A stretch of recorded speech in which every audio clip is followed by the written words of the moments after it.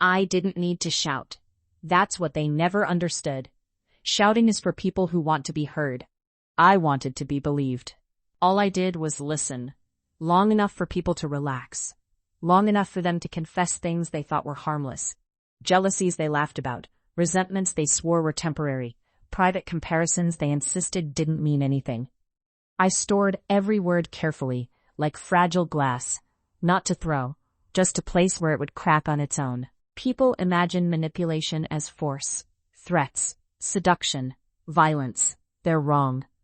The cleanest damage happens when you step back and let people stare at themselves through someone else's eyes. When you let silence do the accusing. I didn't plan for fists to fly. I didn't plan for blood. I only planned for doubt, for the kind that wakes you up at 3 a.m. and makes you reread old messages with new meanings. By the time they compared notes they were never meant to share, the story had already written itself. They just acted it out. When it was over, they called me evil. I didn't argue. I just wondered why none of them noticed how eagerly they destroyed each other without me lifting a hand. I met them separately, which helped. People open faster when they think they're special. There was Marcus, insecure in a quiet way. The kind of man who smiled while mentally ranking himself against every other man in the room. He pretended he didn't care about status, about money, about who looked more confident. He cared, desperately. Then Elena, sharp and observant, but hungry to be chosen. She said she hated drama, which usually means she knows how to recognize it, but not how to avoid it. She watched people closely, especially other women. She compared without meaning to. And Jonah, emotional, impulsive, proud of his honesty. He liked to say whatever he felt because it made him feel authentic. He never asked whether his feelings were accurate, only whether they were intense. I didn't introduce them to each other right away. I let them orbit me independently, each convinced they had a clearer picture than the others. That's important. Triangles collapse if all sides think they're equal. With Marcus, I asked questions that sounded like admiration. Do you ever feel like people underestimate you? He said yes before I finished the sentence. I nodded like it made sense.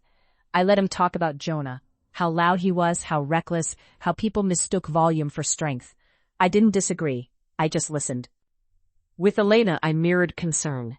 Do you ever feel like men confuse attention with respect? She laughed.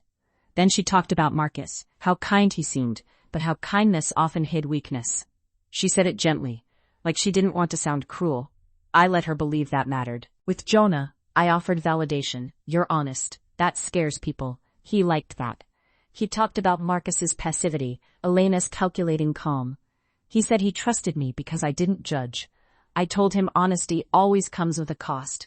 He took that as a compliment. I never lied outright. That's sloppy. I only repeated truths out of context, slightly rearranged. Marcus knew Elena questioned his confidence. Elena knew Jonah dismissed her boundaries.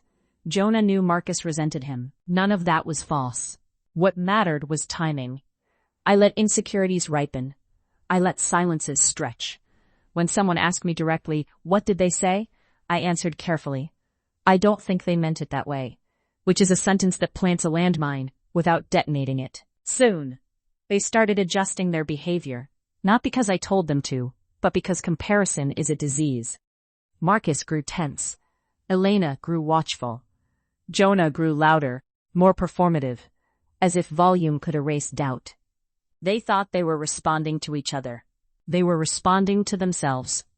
By the time I brought them into the same room, the triangle was already tight enough to snap. Once they were together, I did less. That's the mistake amateurs make. Thinking control requires constant input. Marcus noticed how Jonah took up space. Jonah noticed how Elena laughed more quietly around Marcus. Elena noticed how Marcus watched Jonah when he spoke. None of that needed explanation.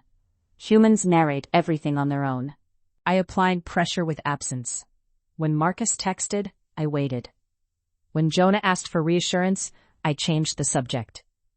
When Elena hinted at discomfort, I acknowledged it without solving it. Discomfort thrives when it feels seen, but unresolved. They began comparing notes without realizing it. Did she say that to you? That's not how she explained it to me. Every conversation sharpened the edges. They thought they were uncovering the truth. They were constructing it. Jealousy doesn't need invention. It needs permission. Jonah confronted Marcus first, loudly, accusing him of undermining, of passive aggression.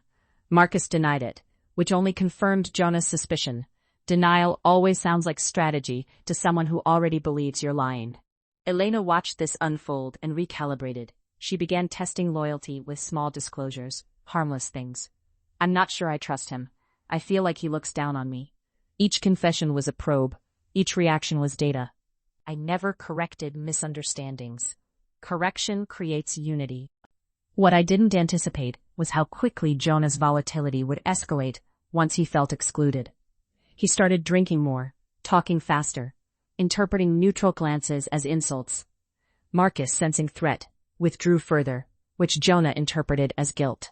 Elena tried to manage both, which exhausted her. She grew sharper, more cutting.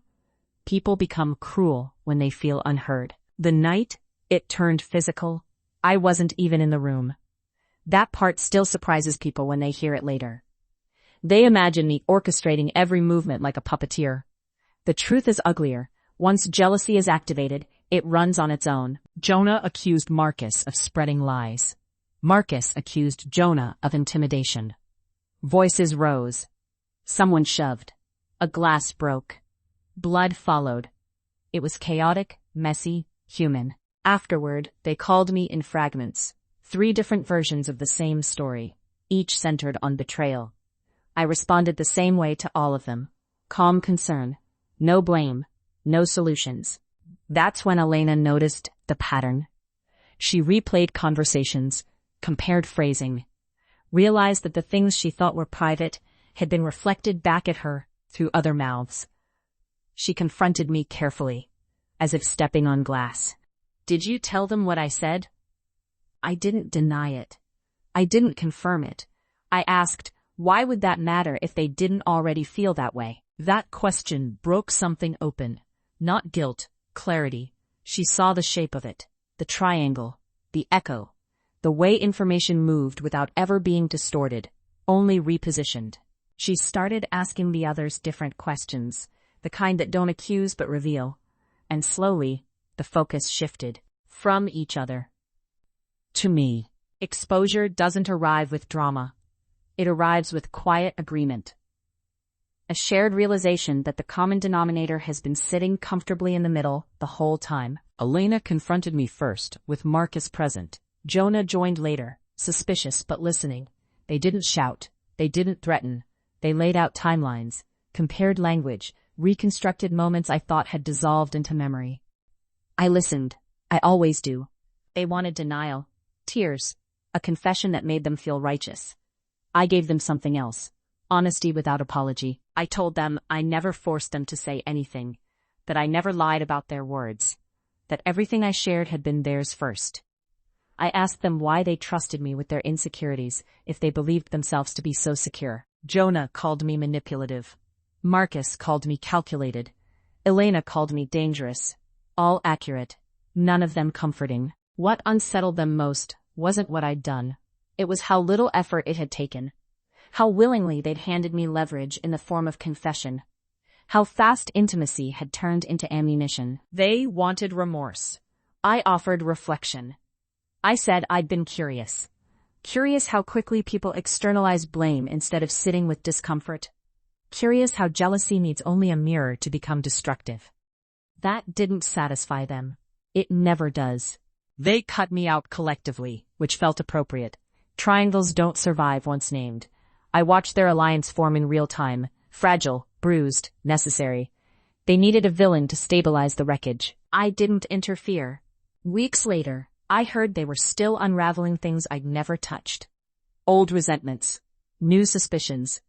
Damage doesn't reverse just because the catalyst is gone. Sometimes people ask if I regret it, if I feel guilty.